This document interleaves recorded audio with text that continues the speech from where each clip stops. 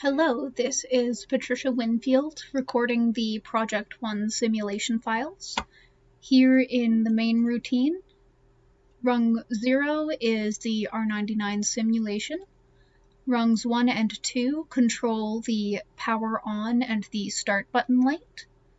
And rung 3 controls the pallet conveyor so that it is on at all times, and then it goes to the pick and place subroutine and the press station subroutine.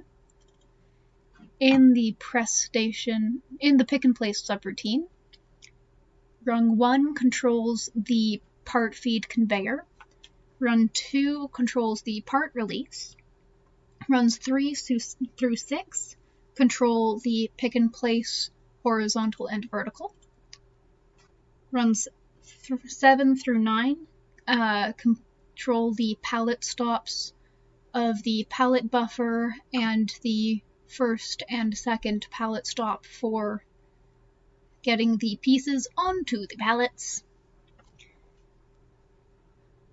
Over in the press station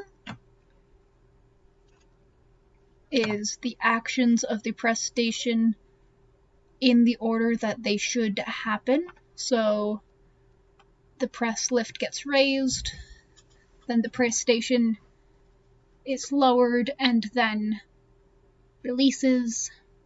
The press station is lowered and then the pallet press is released to the rest of the factory.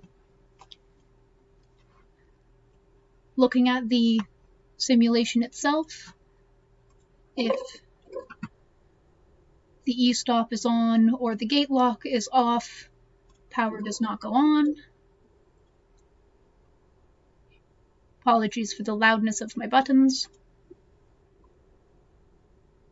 And at the moment, if the power goes on, only this happens. But it is relatively close to working. And that is what I have for this project. Thank you very much.